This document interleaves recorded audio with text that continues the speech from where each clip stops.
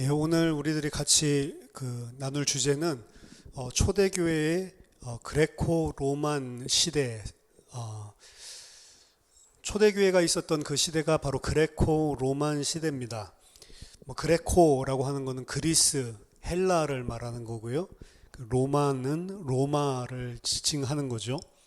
정치 군사적으로는 로마가 당시에 있었던 지역에서 그 절대적인 강자였습니다. 원래는 조그만 도시 국가였는데 전쟁에서 계속해서 연승하면서 지중해뿐만이 아니라 팔레스타인까지, 그리고 팔레스타인 넘어서 바벨론 있는 그 동쪽 지역과 그리고 아프리카의 그 북쪽 연안을 따라서 이 전 지역을 스페인까지 해가지고 모든 유럽, 그리고 나중에는 영국까지도 엄청난 큰 제국을 이뤘죠. 그랬더니 로마가 이 정치 군사적으로는 절대적인 강자로 군림하고 있었을 때가 바로 초대교회 예수님이 오셨을 때고, 문화적으로 본다면 알렉산더 대제 때부터 시작했었던 그리스의 헬라 문화, 마게도니아의 헬라 문화, 이 그리스의 문화가 전체적으로 영향을 끼치고 있었습니다. 그래서 언어, 철학, 예술, 건축, 종교, 이런 여러 분야에서 실질적으로는 우리들의 삶들에 와닿는 부분들에 있어서는 사실은 헬라 문화가, 그리스 문화가 전체를 다 지배하고 있었다라고 봐도 과언이 아닙니다. 이 헬라 문화라고 하는 것은 원래 그 그리스가 가지고 있었던 문화가 이제 페르시아 때 이제 제국이 되면서 다른 나라들, 다른 지역들에게까지 이제 영향을 미치면서 발생한 것인데, 헬레니즘이라고 이야기를 하죠. 그럼 그리스 고유의 것입니다. 근데 헬라 문화라고 하는 것은 그냥 헬레닉, 그리스의 문화가 아니고 헬레니스틱 문화라고 합니다. 헬레니스틱이라고 하는 것은 원래 그리스 자체의 고유의 문화를 헬레닉이라고 하거든요. 그리스에 고유한 거예요. 근데 헬레니스틱은 뭐냐면 각 나라를 이제 페르시아 제국이 점령하면서 각 나라에 있었던 고유의 민족의 문화, 그리고 가지고 있었던 종교, 이런 것들과 함께 융합해서 새로운 형태로 표출된 것을 말합니다. 그러니까 오리지널 그 헬레닉이 아니죠. 그래서 이 헬라 문화는 원래 가지고 있었던 나라의 문화들을 대체를 아예 해버리기도 했지만, 대부분의 경우에 그냥 대체하는 것이 아니고 각 나라가 가지고 있었던 고유한 문화랑 같이 융합해서 이제 원래 헬레닉이랑 좀 다른 변화된 그런 융합된 문화들을 만들기 시작을 한 거죠. 그렇기 때문에 더욱더 지대한 영향을 끼칠 수 있었던 겁니다. 한쪽을 강요하고 한쪽을 말살하는 게 아니고 본래 가지고 있었던 종교, 그리고 문화, 이런 것들을 전부 다 함께 흡수하면서 그런 새로운 형태의 문화들을, 그래서 헬레니스틱 문화라고 하는 것은 일률적인 것은 아니고 각 지역들마다 다 고유의 특색을 가지고 약간씩 다 다름을 인정할 수밖에 없는 그런 융합 문화라고 봐야 되는 거죠. 그래서 헬레나이즈 시켰다라고 이야기를 할 때 사실 헬레니스틱한 이런 경향들을 우리가 염두에 둘 필요가 있습니다. 로마 당시에도 이런 헬레니스틱 영향이 주류를 이루었기 때문에 사실 로마라고 하는 나라가 그렇게 문화적으로 융성한 나라가 아닙니다. 어떻게 보면은 강력한 군사력을 바탕으로, 전쟁을 바탕으로 세워진 제국이기 때문에 이런 문화적인 부분에서는 아무래도 이 헬레니스틱 이 문화의 영향을 많이 받을 수밖에 없었죠. 그래서 예수님 당시에도 사실은 이 문화 자체는 헬레니스틱한 문화가 훨씬 더 주류를 이루고 있는 것이었고, 로마의 주 언어가, 원래 로마는 라틴어인데 주 언어를 실제로 그 모국어 같이 헬라어를 사실은 사용을 했었습니다. 그래서 로마인들도 모국어로 사용을 했고, 그리고 유대인들도 많이 헬레나이즈 되기 시작하면서 히브리어를 잊어버리기 시작했기 때문에 이제 이 시기에 이제 헬라어 성경으로 구약 성경이 많이 번역이 이루어질 수밖에 없었죠. 이때 당시에 이제 가장 특징적인 것을 하나 꼽으라고 하면 이 폴리스라고 하는 것입니다.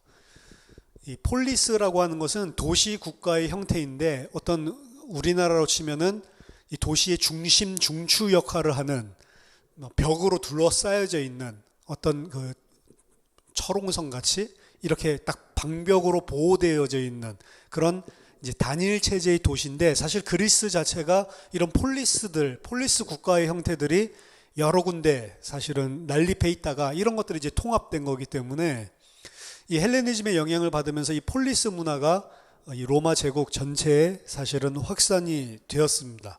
그래서 이 폴리스라고 하는 건 도시 국가의 형태로서 이제 종교 그리고 경제, 교육, 뭐 사회적인 모든 중심적인 역할들을 하고, 그리고 신들을 섬기는 성전이 모든 폴리스들 안에 존재를 하고요. 그리고 젊은 사람들을 이제 군사적으로 훈련시키기 위한 이런 연무장, 그리고 철학과 수사학을 가르치는 뭐 학교, 그리고 물건들을 교환하는 뭐 우리나라로 치면 장터, 시장인데 뭐 아고라라고 하는 그런 지역이 있고, 원형극장, 경기장 뭐 이런 것들을 딱 갖추고 있습니다. 그래서 그리스 시대에 있었던 도시에 가면 이런 폴리스 형태로 각 도시들이 이루어져 있고, 그 안에 들어가면 뭐 천편일률적이지는 않지만 그래도 대부분 이 윤곽들이 다 비슷비슷한 거죠. 그래서 그때 당시에 이제 그 실제 살았던 삶의 배경들을 보여주고 있는 그런 프로그램이나 이제 이런 데 들어가면 각 도시들을 방문해 보면 좀 전에 말했었던 이런 내용들이 각 도시들마다 이렇게 딱 갖춰져 있습니다. 폴리스는 그래서 이 도시와 도시 사회의 문화를 결정하는 이 대표적인 수단이었고, 로마 시대 때에도 이런 폴리스 문화, 이런 형태의 도시들이 이 곳곳마다 세워져 있고 주류를 이루고 있었다라고 보면 되겠습니다. 이때 당시에 이제 종교 쪽으로 우리들이 생각을 해보면 종교적인 혼합주의가 사실은 팽배했습니다. 원래 로마라고 하는 나라는 뭐 유일신을 섬기는 나라도 아니었거니와, 그렇다고 해서 자신들의 신들을 강요하고 자신들의 종교를 강요시켜서 다른 나라가 굴복하게 만드는 형태가 아니고 관용정책, 포용정책을 전부 다 펼쳤습니다. 그래서 유대교는 유일신을 갖고 있는데 로마의 핍박을 받지 않았죠. 로마가 관용주의를 펼쳤기 때문에 그렇습니다. 그래서 로마가 가만히 보니까 이 유대인들은 유일신을 섬기고 있고, 만약에 다른 신을 섬기라라고 하면 그 신을 배반하고 그걸 우상숭배로 생각을 하고 생명을 걸고 그거는 안 한다고 버티는 그런 종교를 가지고 있기 때문에 그런 부분들을 다 인정해 주는 거죠. 심지어는 세금을 내는 것 자체도 이 사람들은 세금이 황제 숭배나 혹은 로마의 종교적인 신전을 짓는데 사용되는 경우가 많았기 때문에 그런 세금 내는 것조차도 유대인들은 꺼려했단 말이에요. 그래서 로마에서는 유대인들에게는 세금도 걷지 않았습니다. 그들이 내는 세금은 로마로 가는 게 아니고 그들이 오래전부터 가지고 있었던 성전세, 그래서 그들이 내는 성전세는 전부 다 그 예루살렘으로 가는 거죠. 그래서 성전을 유지하고 그리고 또 뭐 거기에 있는 제사장들이나 그런 것들을 하는데 쓰이는 그런 성전세로 대체를 해주고, 더 나아가서 살인하지 말라라고 하는 계명이 있기 때문에 전쟁이나 군사로 이렇게 훈련하고 이런 것들조차도 좀 꺼려하는 유대인들이 많았기 때문에 유대인이다 이렇게 하면 군대도 아예 모집을 하지 않았어요. 데리고 가지 않았습니다.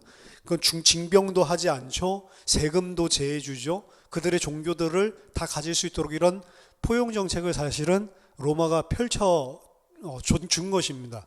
그래서 기독교인들도 그렇고 로마에 살고 있었을 때 유대인들도 그렇고 원래 기독교도 유대교의 한 분파로 생각했기 때문에 이런 혜택들을 다 받으면서 살았어요. 로마 황제 중에 이제 뭐 네로라든지 그리고 또 뭐 하드리안이라든지 이렇게 막 핍박한 사람들, 기독교 핍박한 사람들이 있었지만 전체적인 문화는 종교를 포용하는 문화였고, 본격적으로 로마 시대 때 그럼 기독교 핍박이 없었냐? 기독교가 본격적으로 핍박을 받게 된 거는 유대교와 완전히 결별하면서부터라고 보면 됩니다. 왜냐하면 유대교에만 주는 특혜인데 유대인들이 저들은 유대인 아니다라고 당국에 이제 보고를 한 거죠. 그래서 크리스찬들은 우리랑 믿는 종교랑 다르고 저들은 유대인이 아니다라고 이야기를 해서 크리스찬들이 유대교랑 분리되기 시작하면서부터는 그럼 이제 뭐 해야 돼요? 세금 내야 되죠. 그리고 황제 종교라든지 그리고 그 지방의 우상들 같은 지역에서 섬기고 있는 신전에 똑같이 기도하고 이 지역과 이 수호신을 같이 섬겨야 되는데 유대인도 아니면서 그걸 안 하다 보니까 그리고 숫자적으로도 작죠. 그러니까 이제 저것들은 이 그 나라를 뒤집을 전복할 그런 반항심을 가지고 황제에 대적하는 자다라고 생각을 해서 본격적인 이제 핍박을 받게 된 거죠. 그래서 유대교 자체는 종교적으로 굉장히 자유롭고 어떻게 보면 특권을 좀 소유하고 있었다라고 볼 수가 있습니다. 이때 당시에 이제 혼합주의가 일어났다라고 하는 것은 지역의 신들이 이제 헬레니즘의 영향으로 헬라의 신들과 이제 동일시되는 일들이 일어납니다. 그래서 우리는 그리스 로마 신화라는 것들을 잘 알듯이 거의 똑같은 신인데 이름만 다른. 그래서 뭐 여기에서는 뭐 제우스를 뭐 섬긴다고 하면은 원래는 뭐 헬라 문화에서는 그 뭐 제우스가 아니라 이름만 이제 사실 다르죠. 뭐 아폴론 뭐 같은 것들도 있고 아프로디테, 비너스 뭐 이런 것도 있고 이름만 살짝 바꿔가지고 로마의 신들과 그리고 그리스의 신들이 결국은 다 똑같은 것이다. 막 이런 식으로 혼합적인 일들이 일어납니다. 그래서 뭐 제우스를 여호와와 똑같이 이렇게 동일시하는 일들도 이제 유대인들 가운데서 사마리아 같은 지역에서는 그 종교적 혼합주의가 일어나게 되는 거죠. 그래서 사마리아인들이 뭐 여호와를 섬기는 게 뭐 이름만 다르게 부를 뿐이지 제우스 섬기는 거랑 똑같다. 뭐 이제 이런 식으로요. 그리고 나중에 2세기 때 이제 로마가 하드리안 치세 때에 이르렀을 때는 이제 제우스가 아니라 주피터로 또 이름을 바꿔서 그러면서도 우리는 여호와를 섬기는 거다. 뭐 이런 식으로 주장을 하는 그런 유대인들 안에서도 그런 혼합주의가 많이 일어났습니다. 그래서 지역의 신들을 그리스나 헬라부터 시작해서 그 다음에 이제 로마의 신들과 대체하면서 모든 종교들이 로마 제국 안에 있는 종교들이 이제 보편화되고 혼합되면서 동일화되기 시작을 하는 거죠. 다른 한편으로는 이제 모호한 유일신 사상이 나타나기도 합니다. 그 유일신 사상이다라고 하는 것은 이제 그런 모호함이 사실은 번져서 유일신을 섬기는 그런 민족들조차도 이름을 다르게 부르는 것이지 다 같은 신이다. 그래서 most high God, 가장 최고의 신을 각각 언어가 다르니까 다르게 부를 뿐이지 그게 그거다라고 하는 이러한 사상들이 나타나기 시작을 합니다. 그래서 소아시아와 흑해 주변에 있는 헬라 도시들에서 각 신들은 결국에는 다 같은 것이다라고 하는 이런 사상들이 일어나기도 합니다. 로마는 원래 작은 도시국가였지만 기원전 2세기에 카르타고 전쟁에서 승리하고 난 이후에 유럽, 아프리카, 근동, 세 개의 대륙을 아우르는 그런 대제국으로 발전을 하게 됩니다. 원래는 공화국이었어요. 그래서 왕이 뭐 마음대로 하는 게 아니고 원로원들이나 공화원들이 이 사람들이 전체 그 회의를 하고 그렇게 이제 그 진행을 하는 그런 공화국 형태였는데 줄리우스 시저 이후에 이제 딕테이터십, 그래서 이제 독재 타이런이라고 불렀거든요. 지금은 나쁜 말인데 그땐 나쁜 말이 아니었습니다. 그래서 독재자, 이제 한 명 1인 체제 중심으로 변하기 시작하면서 이제 황제, 나중에 제국의 황제 중심으로 이제 이끄는 그런 정치 체제로 변환되는 그런 일들이 로마 안에서도 변화가 일어납니다. 사회적인 이제 계층들을 보면 사회적인 신분은 이제 보통 태어난 가문에 의해서 그리고 태어날 때 가지고 태어나는 성별에 의해서 어떻게 보면은 선천적으로 타고나는 것이고 유업적으로 물려받는 것이었지만 신분 상승이나 신분 하락이 가능했던 세상이었습니다. 그래서 재산 축적을 많이 하면 신분이 상승하기도 했고요. 그 상류층과 결혼을 해서 상류층으로 올라갈 수도 있었고, 거꾸로 본다면 하류층이랑 결혼을 하면 뭐 하류민이 될 수도 있겠죠. 여자 같은 경우에는 주도권이 없으니까 상류층 여자라도 하류민이랑 만약 결혼한다면 이제 하류층으로 이제 전락을 하게 되는 거죠. 그리고 교육을 통해서도, 그리고 노예들은 노예 해방을 통해서 자유인이 되기도 하고, 그리고 군사적으로 어떤 착취를 해가지고 이런 많은 부와 그리고 권력을 쌓아서 상승을 하기도 하고요. 전체적으로 보면 여기도 티어들이 나누어지는데 가장 높은 부유한 귀족층을 원로원이라고 합니다. 그래서 원로원은 그때 자신들이 썼던 그 통화 가치로 약 100만 세스테르티우스, 요 정도를 가지고 있는 부유한 자들, 이 자들이 원로원이었고, 그렇게 많지가 않죠. 이 사람들이 거의 도시의 행정, 그리고 전체 군사에 대한 이런 전체 집행 명령, 이런 것들을, 그리고 나라의 전체적인 것들을 다 어떻게 보면은 주도할 수 있는 그런 능력들을 가지고 있었던 사람들이었고, 성경에서도 원로원이 등장을 합니다. 우리가 가진 신약 성경에서 예를 들면 도시 행정이나 군사 집행 이런 것들을 다 하는데, 서기오 바울 이런 이름 신약 성경에 등장을 하죠. 갈리오 이런 사람들 등장하죠. 이런 사람들이 다 로마의 최고 티어인 이런 원로원에 속하는 사람들입니다. 그리고 그 다음 아래가 뭐 기사 계급인데, 기사 계급이라고 해서 막 전쟁하고 뭐 이 장수 이런 것들은 아니고 그냥 이름이 그래요. 그래서 기사 계급에 속한 사람들인데, 이 사람들은 약 40만 세스테르티우스의 재산 정도를 가지고 있으면 이제 기사 계급으로 인정을 받았습니다. 성경에 나오는 빌라도도 마찬가지고, 그리고 벨릭스, 베스도 이런 사람들이 다 여기에 속하는 자들입니다. 그 다음이 참사회라고 하는 참사회의 의원들, 이 사람들의 재력은 10만 세스테르티우스 정도였다고 하고요. 성경에 나오는 고린도의 재무장관 에라스도, 이런 사람들, 그리고 아테네의 아레오바고라고 하는 곳에 관원 이야기가 나오죠. 그래서 디오누시오라고 하는 사도행전 17장에 나오는 이런 인물들이 참사회 의원이었습니다. 그러고 난 다음에 이제 평민들이죠. 평민들은 이제 일반 로마의 시민들이고, 그리고 그 평민들 아래에 이제 자유민이 있습니다.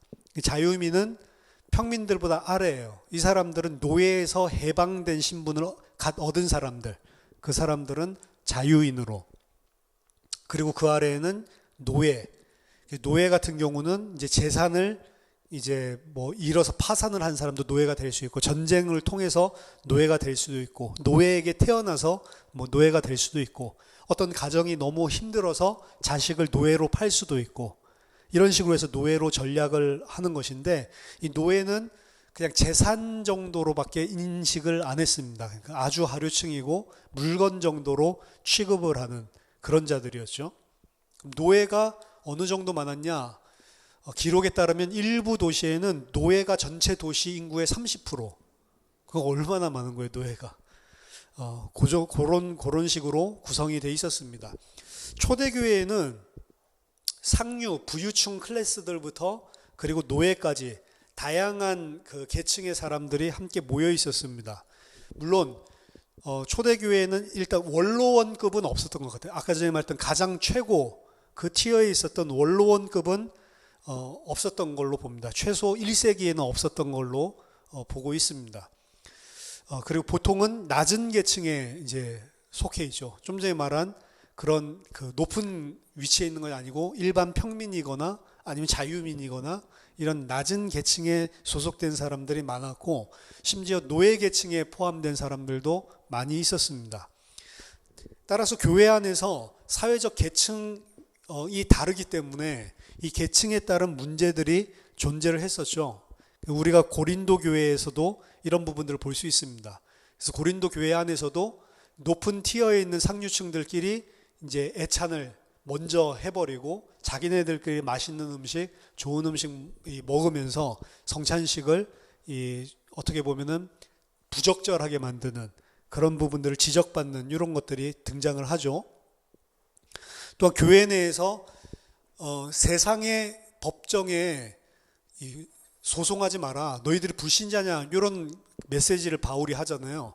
너희들 안에 그 판단해 줄 사람이 그렇게 없냐, 그걸 갖다 부끄럽게 이방인들 앞에 가지고 나가서 뭐가 참 옳은 것이고 뭐가 나쁜 건지 그런 고소를 하냐라고 지적하는 이런 내용이 등장을 하는데, 일반적으로 고소는 부유한 계층, 상위층 계층이 낮은 계층을 고소하는 것입니다. 왜? 낮은 계층은 고소해서 그 소송을 할 수 있을 만한 재력이 없어요. 그렇기 때문에 교회 안에서 고소가 일어난다라고 하는 것은 상류층에 있는 사람들이 그 막강한 그 재산과 권력을 가지고 하류층에 있는 똑같은 정도인데 이 사람을 고소하고 착취하는 거예요. 사실 어떻게 보면 그러한 문제가 교회 안에까지 들어왔다는 거죠. 계층 문제는 교회 내 또 다른 문제들을 만들었는데요. 이 오늘날이랑 좀 비슷한 부분이 있습니다. 이때도 여자들이 믿음이 기독교인들 가운데 여자들이 많았어요.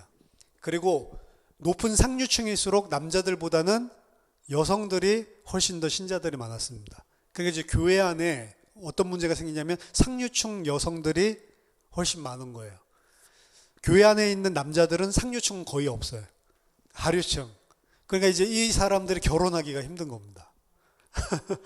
왜냐면 아까 전에 높은 상류층의 여자가 낮은 하류층이랑 결혼하면 신분과 지위를 다 잃어버린다고 했잖아요. 그러니까 이제 사실상 결혼하기가 너무 힘든 거죠. 그 집안에서도 반대할 뿐만 아니라, 그리고 그 여자도 그렇게 결혼해서 하류민으로 내려간다라고 하는 게 여간 힘든 게 아니죠. 오늘날보다 어떻게 보면 더 힘든 겁니다. 그러니까 교회 안에 상류층 여자들은 결혼을 못 하는 거예요. 왜냐면 이방인이랑 같이 결혼하는 것들, 이교도 남자와 결혼하는 것들, 이게 불가능하다고 여겨졌고, 이교도 남자와 결혼할 수 없었기 때문에, 신앙적인 문제 때문에. 그래서 이때 당시에도 상류층 여성들이 결혼을 제대로 할 수가 없었습니다. 그래서 3세기까지도 이런 문제들이 있었던 것 같아요. 3세기의 주교였던 칼리스투스, 이런 주교는 법적인 결혼을 하지 못하고 사회적으로 열등한 기독교 남자와 심지어 노예와 이렇게 결혼 관계로, 그러니까 실제 법적으로는 결혼 못해. 그 남자가 결혼한 사람도 노예로 고생하고 이렇게 하니까 부유한 이런 클래스들을 유지하면서 이 사람이랑은 신앙상 통하고 서로 사랑해서 결혼을 해야 되겠는데 하면 거의 동거 형태로 하는 거예요. 실제적으로 결혼 안 하고. 이제 그거를 나쁘게 말하지 않고 이 사람들 참 그 칭송받을 만하다, 이런 식으로 주교가 칭송하는 이런 내용들이 있어요. 그래서 결국 세상을 택하지 않고 이제 믿음의 남편을 이제 구한 것처럼, 그래서 법적 결혼을 하지 못하고 그런 식으로 연을 맺고 사는 가정들도 많이 일어날 수밖에 없었습니다. 이제 계층의 문제들이 여전히 사회에 존재를 하고 있기 때문에 일어난 거죠. 자, 이때 당시에 종교다라고 하는 것은 오늘날 우리들이 생각하는 종교랑은 좀 거리가 멉니다. 오늘날 우리가 생각하는 종교는 무슨 예배를 드리기도 하지만, 종교 그러면 내가 가지고 있는 믿음, 내가 가지고 있는 신앙의 체제, 뭐 기도 생활, 뭐 이런 것들을 종교라고 하고, 예를 들어서 내가 뭐 학교 가서 가르치는 일을 하거나 아니면 직장 나가서 무슨 일을 하거나, 이거는 세속적인 일을 하는 거고, 이런 구분들이 명확하게 존재를 하지만, 이들에게 있어서 종교라고 하는 것은 그저 많은 사회적인 생활 중에 한 파트가 아니고 모든 부분이 다 종교와 연결되어 있었습니다. 그래서 심지어 도시, 아까 폴리스의 조성까지도 다 종교와 연관 있게 종교적으로 전부 다 모든 것을 다 짓고, 우리가 고린도서 가지고 같이 본문들 이야기할 때 모든 고기들은 다 이방인이 제사를 지내고 시장에 푼다라고 되어 있죠. 근데 그 고기의 영역뿐만이 아니라 모든 생활들 자체가 사실은 다 종교와 밀접한 관계들을 맺고 있었던 것입니다. 그래서 바울이 아테네에 이르렀을 때, 아테네는 최고의 폴리스인데 거기에 이르렀을 때 이제 곳곳마다 이런 우상과 종교들을 행하는 걸 보고 뭐 분이 차기도 하고, 그 안에서 일장 이 복음을 전파하기도 하고 이렇게 하는데, 아테네만 그렇게 한 것이 아니고 다른 모든 도시들도 다 마찬가지입니다. 종교와 사회생활, 그들의 일상생활이 전부 다 밀접하게 녹아 있어서 아예 종교라는 개념을 따로 떼서 생각을 하지 않는 그런 시대였습니다. 그렇기 때문에 데살로니가에서 우상에서 너희들이 돌아와서 예수를 믿으라라고 하는 거는 단순하게 내가 이 종교에서 저 종교로 옮긴다는 개념이 아니고, 어떻게 보면은 그 데살로니가 성에서 섬기고 있었던 황제 종교와 그리고 로마 황제에 대한 직접적인 반역이 되도록 볼 수밖에 없는 상황인 거죠. 이들이 자기 자신들의 삶 속에 완전히 녹아 있었고 굳이 종교를 구분하지 않는 그런 세상이었기 때문에 어떤 자신들이 믿고 섬기던 신들에서 돌이켜서 예수를 믿으라고 하는 것은 어떻게 보면 그 성 자체에 큰 소동이 일어나는 겁니다. 그래서 에베소에 아데미 소동이 일어난 거예요. 도시에 밀란을 일으키는 것과 거의 비슷한 그런 행위를 하는 거죠. 그래서 오늘날 우리가 생각하는 그런 종교라는 범주가 아니었습니다. 종교라고 하는 단어는 고대 사회에서 오늘처럼 뭔가 초자연적인 신, 그리고 거기에 대한 믿음, 세속적인 삶과 구분된 여러 가지 또 지켜야 될 윤리, 이런 총체들을 말하는 종교의 개념은 없었고, 이러한 것이 존재하지 않았기 때문에 종교라는 용어 자체도 존재하지를 않았었습니다. 라틴어 릴리지오라고 하는 이 단어는 사람들이 신들에 대해서 행해야 되는 의무라는 개념에 있어서 양심이라는 뜻을 가지고 있는 거지, 우리가 생각하는 거 종교가 아닙니다. 혹은 그 신과 그리고 인간들을 하나의 커뮤니티로 함께 묶어준다는 그런 의미를 담고 있는 것이었습니다. 헬라어에서도 마찬가지로 그래서 종교라는 의미보다는 이제 그 종교적인 행위에 대해서는 뭐 경건, 예배 이런 단어들을 사용을 하고 있는 거죠.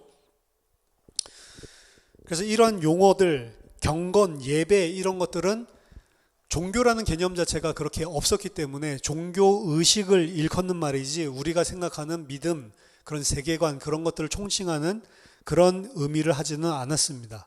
언제부터 이게 고대 사회에서 없었던 종교라는 단어와 개념이 분리됐냐? 기독교가 하나님을 섬기고 예배하는 의식과 그리고 세속적인 삶을 분리하면서부터 사실은 그 둘 사이에 분열이 일어난 거예요. 그래서 종교라는 개념은 16세기 말에서 17세기 초에 등장한, 어떻게 보면 그전에는 없었던 혁신적인 개념이었습니다.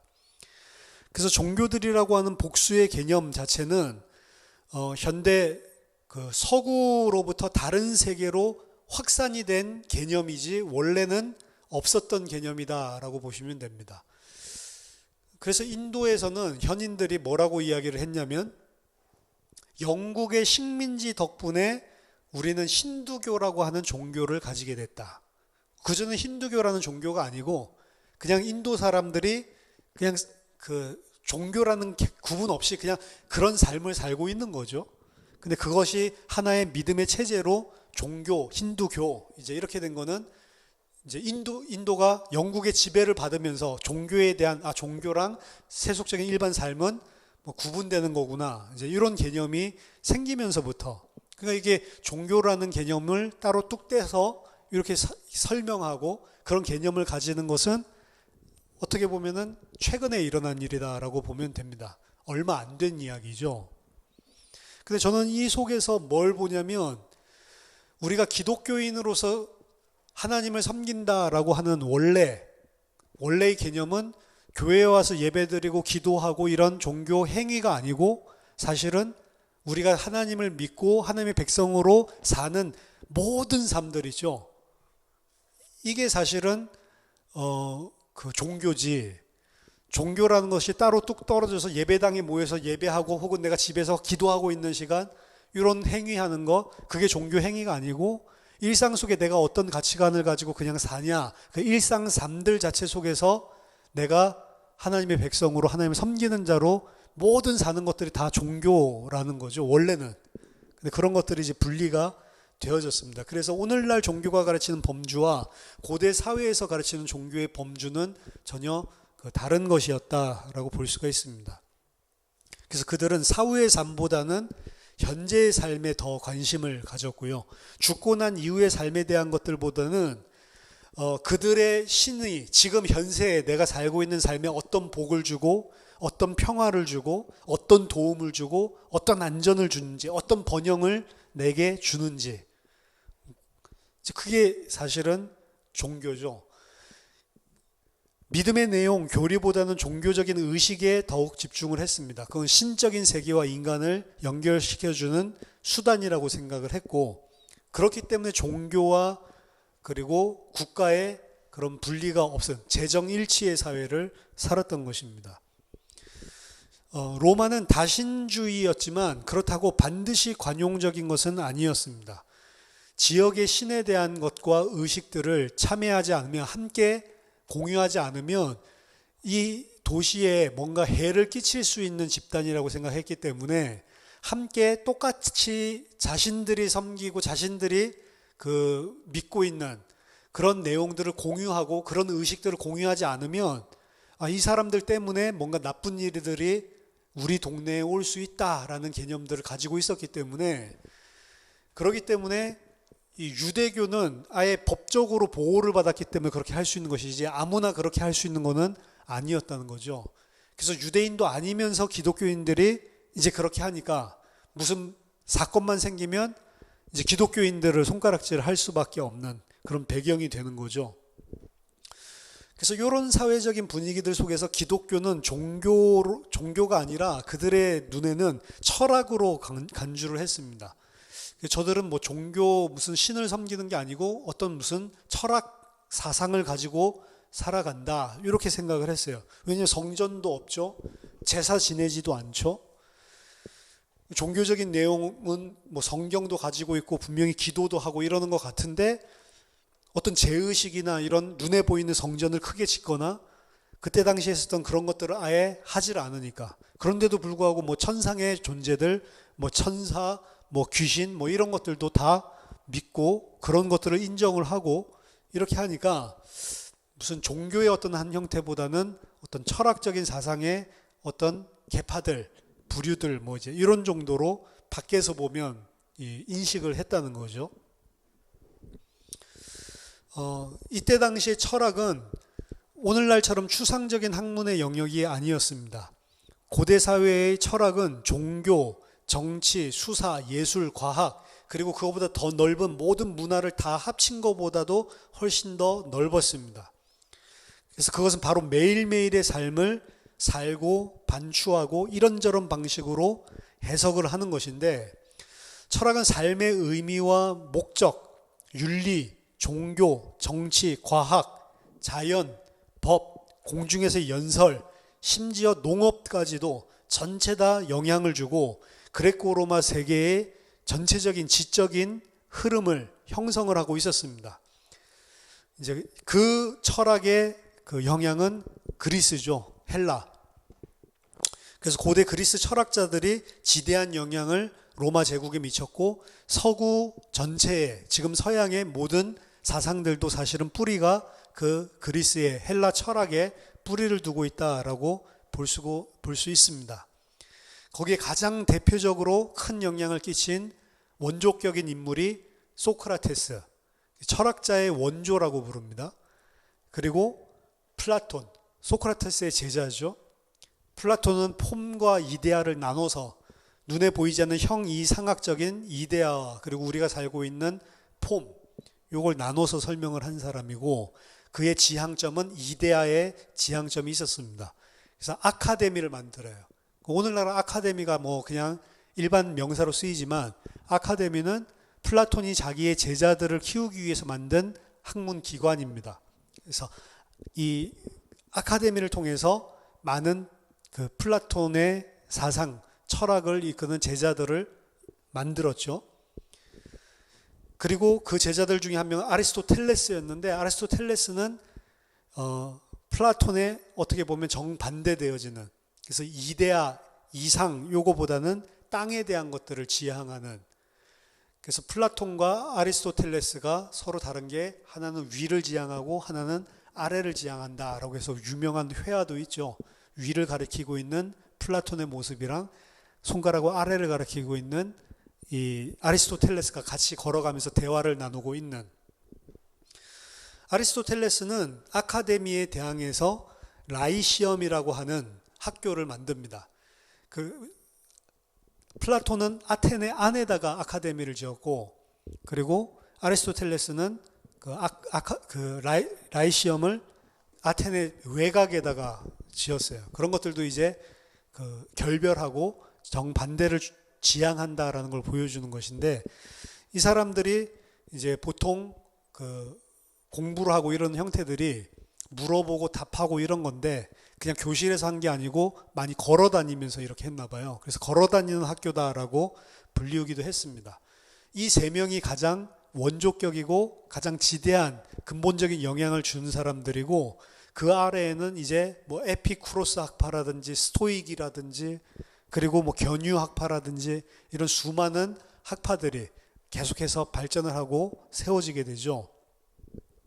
신약 성경 안에는 이러한 철학적인 사상들이 스토아 학파도 등장을 하고 에피쿠로스 학파도 등장을 하고, 실제 우리 안에, 그리고 그런 것들을 변형해서 그 사람들의 언어로 복음을, 진리를 설명하는 이런 내용들도 담겨져 있습니다.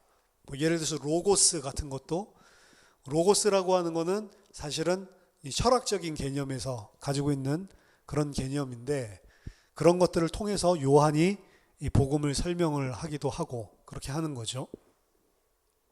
그래서 어쩔 수 없이 이 그레코 로만의 이런 철학적인 사상, 이런 배경, 이런 것들을 또한 신약 성경을 집필하는데 저자들이 영향을 받지 않을 수가 없었던 거예요. 왜냐, 그 똑같은 공기를 마시면서 살고 있었기 때문에, 그리고 그들에게 메시지를 주는 거기 때문에 그런 영향들과 그것들을 활용해서 메시지 하는 부분이 담겨 있을 수밖에 없는 것입니다. 그리고 이 시기에 대해서 이제 유대인들의 그런 역사적인 상황에 대해서 살펴봐야 되는 또 중요한 이슈 하나가 디아스포라에 대한 것입니다. 원래 유대인들은 약속의 땅이라고 해서 팔레스타인의 그 약속의 땅에 살고 있었지만, 바벨론 포로 그리고 아시리아에 의해서 북이스라엘이 멸망당하고 이런 여러 가지 어려움들을 겪기 시작하면서부터 흩어지기 시작을 하죠.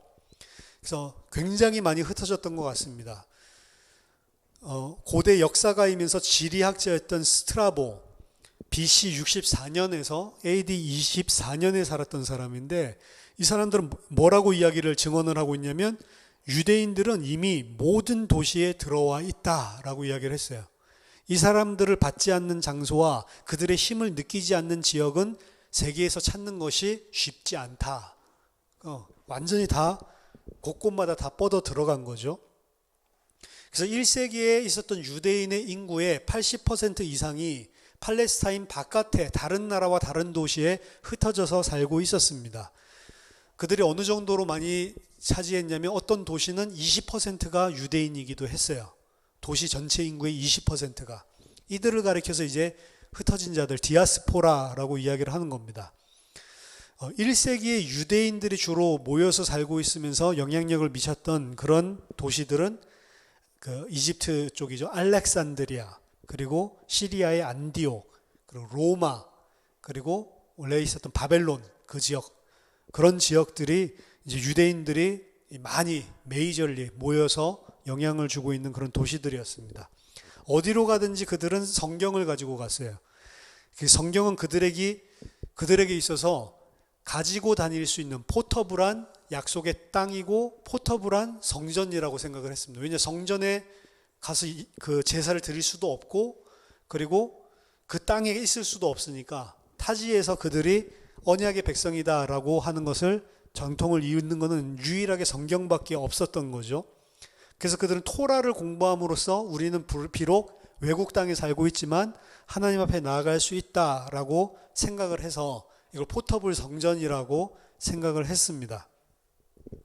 그들은 자기가 살고 있는 지역에서, 성전은 예루살렘밖에 못 지으니까요, 회당과 기도처를 지었고, 그들 자신들의 문학을 썼고, 될 수 있으면 외국 도시 안에서도 신실한 유대인으로 살기 위해서 힘썼습니다. 근데 다 그런 것은 아니에요. 디아스포라가 한편으로는 그 안에서 정체성을 유지하기 위해서 일했던 유대인들도 있었지만, 계속 시간이 지나면서 아예 동화되고 아예 우리도 그냥 이들처럼 그냥 살고 싶다라고 해서 유대인이기를 아예 포기한 그런 디아스포라들도 일어나기 시작을 했습니다. 디아스포라는 한편으로는 사실은 애가의 대상이죠. 그 예레미야 애가 같이 하나님의 심판을 받고 하나님의 나라가 멸망당하고 포로로 흩어져가는 그런 그림이니까 사실 디아스포라는 슬픔이죠. 근데 반대로는 이들이 계속해서 유대교의 종교와 문화 그리고 말씀을 가지고 있고 회당도 짓고 기도처도 짓고 이러면서 유대교를 실제로 계속해서 붙들고 독특한 그들의 이 색깔로 가지고 있었기 때문에 그레코 로만 도시에서 이 유대교의 확산들이 일어납니다. 그래서 본인들 혈통적으로 유대인들만 유대인이 아니고 유대인들이 사는 커뮤니티 가운데 강한 영향력을 주는 데는 이방인들이 봤을 때 저 유대교라는 거 참 괜찮네 관심을 끌기 시작을 해요. 왜냐하면 아까 전에 말했던 혜택들 유대교에 들어가면 군대도 안 끌려가죠. 세금도 안 내죠.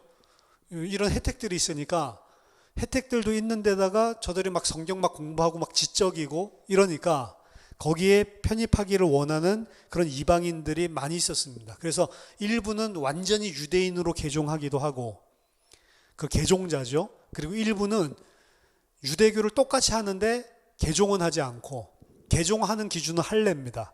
그래서 개종해서 완전히 유대인으로 개종한 사람은 이제 할례를 받는 사람이고 할례는 당시에 뭐 흔한 것이 아니었기 때문에 할례 받는 게 좀 꺼리는 사람은 유대교랑 똑같이 다 성경 공부도 하고 회당에 가서 예배도 드리고 다 하는데 할례만 받지 않는 이 사람들을 하나님을 공경하는 자 성경에서 God fearer. 그래서 사도 바울이 사도행전에서 이방인들을 통해서 교회를 세울 때 보면 이런 God fearer 하나님을 공경하는 사람들이 많이 그 교회를 세우게 되죠. 그래서 뭐 사도행전 10장에 나오고 있는 고넬료 같은 사람, 이 사람 분명히 로마의 백부장인데 그런데 고넬료는 하나님을 공경하는 자였다. 그게 이제 God fearer라는 소리거든요. 이방인인데 유대교랑 똑같이 하고 있는 사람. 그리고 하나님을 공경하는 루디아라고 하는 여자, 빌립보에 이런 사람들이 전부 다 이방인이면서 유대교로 개종하지는 않았지만 유대교와 똑같은 종교를 같이 섬기고 있었던 그런 사람들이었습니다. 이 회당은 초대교회 그레코로만 세계로의 확장에 그래서 큰 지대한 영향을 끼치는 그런 하나님의 도구로 사용됩니다. 사도 바울의 발걸음들 속에서 우리가 그 흔적들을 찾을 수 있고 처음 기독교를 받아들였던 많은 사람들은 그냥 아무것도 없는 그 베큐엄, 공백의 상태에서 이 복음 받아들인 것이 아니고 원래부터 하나님의 말씀과 그리고 하나님에 대해서 유대교에 대해서 많이 노출되어 있고 그 부분에 긍정적으로 마음문이 열렸던 사람들 중에 제가 다른 식으로 표현하자면 하나님이 이미 준비해 놓은 밭들 그런 사람들 중에 많은 사람들이 돌아오게 되면서 그러면서 기독교의 확산에 지대한 영향을 끼치는 게 바로 이 회당입니다. 그래서 회당이라고 하는 것은 뭐 오늘날로 옛날에 우리들 저 무슨 대학교가 회당이고 뭐 초등학교가 회당이고 뭐 이렇게 했는데 그런 교육 중심이 아니고 이런 유대교 그래서 이들이 메시아에 대해서 설명을 듣고 하나님이 하신 일에 대해 설명을 들을 때에도 이미 성경을 알고 있기 때문에 훨씬 더 이해하기 편하도록 하나님이 다 마음밭을 지식적으로나 다 준비를 해놓은 사람들이라고 볼 수가 있죠. 자, 유대인들의 삶은 비유대인들과의 차이점을 부각시키는 방향으로 많이 드러납니다. 그래서 이방인들의 비윤리성이라든지 이교도의 우상숭배 그리고 이방인과의 결혼 이런 것들을 금지하고 살았기 때문에 이들의 구분된 삶들 자체는 로마를 오염시킨다는 비난을 일으킬 수밖에 없었고 그런 반대하는 그런 일들이 있을 수밖에 없었죠. 다른 한편으로는 사회 속에서 성공하기 위해서 아까 전에 이 세상과 문화적인 종교적인 측면에서 완전히 동화가 되고 변화가 돼서 그들 속으로 스며들어간 사람들도 역사적으로 많았습니다. 그래서 알렉산드리아의 철학자였던 필로의 조카 이런 사람들도 그리고 헤롯 대제의 증손자 이런 사람들도 완전히 유대인이기를 저버리고 완전히 세속으로 그냥 나가죠. 또한 비문에 보면 유대인이 여행의 안전을 위해서 이방 신에게 희생제사 드리는 이런 장면들도 등장을 합니다. 그때 당시에 사람들이 했던 것들을 도시 안에서 같이 그냥 하면서 유대인이기를 포기한 사람들이 있었던 거죠. 반면에 끝까지 고수하는 그런 층들도 많이 있었습니다. 그 중에 한 명이 이제 바울 같은 사람들이죠. 유대인이기를 포기하지 않고 끝까지 그들과 선별된, 선택된 민족으로 살려고 했었던. 마지막으로 살펴볼 부분은 이 사람들이 이제 헬라의 디아스포라로 살면서 헬레니즘의 영향을 많이 받고 헬라어가 주 언어가 되면서부터 헬라어로 번역되기 시작을 했다라고 이야기를 했는데, 그걸 가리켜서 셉투아진트, 70인역이라고 부르는 헬라어 성경 번역본입니다.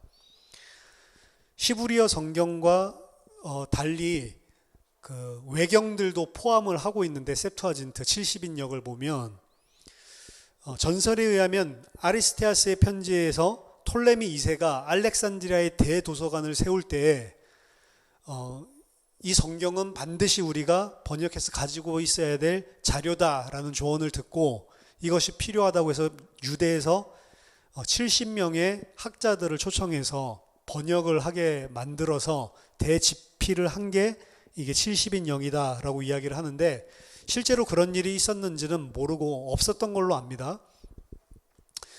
그렇게 왕이 명령을 내려서 대대적인 편찬 작업을, 편집 작업을, 번역 작업을 한 게 아니고 필요에 의해서 부분 했었던 것들, 이런 것들이 모여져서 성경 전체가 나오기도 하고 이렇게 한 것으로 봅니다. 그래서 쪽으로 하는 거죠. 뭐 창세기만 5경만 한다든지 뭐 이런 식으로요. 어쨌든 이때 당시에 활발하게 헬라어로 번역본들이 일어나기를 시작했고, 그 알렉산드리아의 그 전설, 그것이 아니고 그냥 헬라어로 번역된 것들을 그냥 그때 딴 명칭을 통해서 그냥 70인역 이렇게 이야기하는 케이스들이 많습니다. 그래서 오늘날 우리가 가지고 있는 70인역이라고 하면 여러 헬라어 번역본들을 모아둔 거라고 보시면 되겠죠. 70인역의 중요성은 유대인들이 헬레니즘 사회 속에서 그들의 종교적 문서들을 그들에게 전파하고, 그리고 그것을 자신들의 후손들이 계속해서 읽을 수 있도록 심기 위해서 얼마나 피나는 노력을 했는지를 보여주는 자료입니다. 더 중요한 것은 예수님과 초대교회 제자들, 그리고 신약 성경을 썼던 저자들이 봤었던 성경이 히브리어 성경이 아니고 이 헬라어 성경 70인역이기 때문에 중요하다고 볼 수가 있죠. 그래서 신약 성경에서 그냥 직접 인용한 구절들 보면 우리가 가지고 있는 히브리어 MT라고 부르는데 마소레틱 텍스트랑 다른 부분들이 존재를 해요. 근데 70인역이랑 보면 70인역이랑 딱 맞는 것들이 있는 거죠. 그래서 그때 당시에 예수님과 사도들이 사용했고, 그리고 성경을 썼던 저자들이 사용했었던 성경이 70인역이기 때문에, 그렇기 때문에 분명히 학문적으로 그리고 성경 해석학적으로 가치 있는 그런 작품이라고 볼 수가 있습니다. 그래서 우리가 잘 아는 킹제임스 버전 같은 경우는 원래 히브리어에서 곧바로 번역을 한 게 아니고 헬라어에서 번역을 한 거예요. 헬라어에서 번역을 한 이유는 예수님과 사도들이 썼던 성경이 바로 이 헬라어 본이다라고 해서 70인역을 더 가치 있는, 더 하나님의 최종적인 권위가 있는 걸로 생각을 했기 때문에 그렇게 한 거죠. 근데 이제 지금은 원래 히브리어 성경, 원래 그 오리지널 성경이 히브리어로 쓰여졌기 때문에 그것을 이제 보는 것이, 그것을 구약 성경의 토대로 보는 것이 맞다라고 해서 이제 히브리어에서 직접 번역을 한 그런 성경을 오늘날에는 선호를 하는 거죠. 어쨌든 어떤 구절들은 헬라어에 있는데 어떤 구절들은 히브리어에는 없고 이런 것들이 있어요. 그런데 거기에 이제 좀 문제점이 좀 발생을 합니다. 헬라어 성경이 히브리어와 다른 경우에 유대인들은 이제 1세기 말에서 2세기에 들어가면 공격을 하기를 시작해요. 원래 히브리어 하나님 말씀이 없는 것들을 니네들이 예수 그리스도를 끼워 맞추기 위해서 억지 그 번역을 해가지고 집어넣었다. 이런 식으로 이제 생각을 하는 거죠. 그래서 이들은 원래 히브리어에서 말했던 헬라 성경이 무슨 의미인지를 새롭게 유대인들 자신만의 언어로 새롭게 헬라어로 번역하는 작업들을 합니다. 그게 이제 아킬라본이라든지 뭐 데오도시안 번역이라든지 이런 것들을 통해서 헬라어로 번역하는 것들을 원래 있었던 70인역 이거 말고 새롭게 1세기 말해서 2세기에 새롭게 이제 번역하는 그런 일들을 이제 유대인들 사회 안에서 벌이기도 합니다. 어쨌든 이 헬라어 성경 자체는 여러 가지 성경 사본학적으로도 그렇고 그리고 원래 오리지널이 뭘까라고 하는 부분에 있어서도 연구할 가치가 사실은 있고요.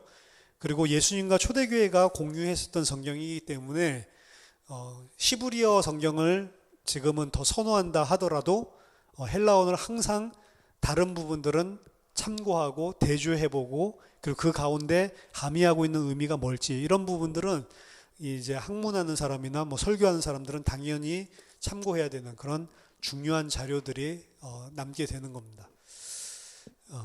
그래서 이게 지금 초대 교회 당시에 그리스 그리고 로마 시대에 영향을 받았던 그런 사회, 정치, 종교 그리고 언어 그리고 그들이 가지고 있었던 심지어 성경책까지 이 전체적인 문화적인 배경이다라고 볼 수가 있습니다. 이런 배경들과 맞아떨어져서 신약 성경 안에 읽어보면 좀 더 정확하게 자세하게 이해를 할 수 있는 영역들이 풍부하게 정확하게 이해할 수 있는 부분들이 분명히 생기는 거죠. 그래서 신약 성경을 해석하고 구약 성경도 마찬가지지만 그때 있었던 사회나 역사적인 배경과 맞물려서 보는 것은 중요합니다. 그리고 그때 당시의 사람이 어떻게 이 말을 이해했을까라는 관점으로 항상 생각해 보는 것들이 성경에서 중요합니다. 왜냐? 성경은 비밀한 암호, 코드를 가지고 준 것이 아니고 그때 살았던 사람들이 사용하는 언어랑 그들이 가지고 있는 문화들 속에서 서로 소통을 하기 위한 언어로 사실 썼기 때문에 우리가 볼 때는 굉장히 이해하기 어려운 말이지만 그들 입장에서 본다면 가장 이해하기 쉽게 쓴 말이기 때문에 그때 당시에 1차적인 독자들을 어떤 의미를 가지고 읽었을까라는 관점에서 연구하고 살펴보는 것, 배경사들을 아는 것은 성경 이해에 있어서 굉장히 중요하다라고 생각을 합니다. 안 그러면 우리는 성경에서 의미하고 있지도 않은 거를 현대적인 관점으로 집어넣어서 그래서 억지로 내가 생각해내는 방식으로 1세기 당시의 사람들은 전혀 생각하지도 못하고 원래 그런 의도로 쓰지도 않은 거를 내 멋대로 해석하는 그런 일들이 충분히 많이 발생할 수 있는 거죠. 저는 그런 설교들을 너무나 많이 봤기 때문에 그래서 이런 역사적인 부분들에 대해서 좀 오늘 살펴봤습니다. 이 시간을 통해서 더 성경을 잘 이해할 수 있는 그런 시간표가 되면 좋겠습니다. 제가 기도하고 오늘 모든 순서 마치겠습니다. 하나님 아버지 은혜를 감사드립니다. 저희들에게 하나님의 말씀을 바르게 알고 바르게 이해할 수 있도록 지혜와 총명을 더하여 주시고 무엇보다 학문적인 것이 아니라 실제 우리들의 삶들 속에 하나님 바른 믿음을 가지고 하나님이 살아가는 하나님의 뜻이 무엇인지를 분명하게 분별하고 그렇게 따라 살아갈 수 있는 주의 백성들이 될 수 있는 시간이 될 수 있도록 이 시간을 축복해 주시옵소서. 예수 그리스도 이름으로 기도하옵나이다. 아멘.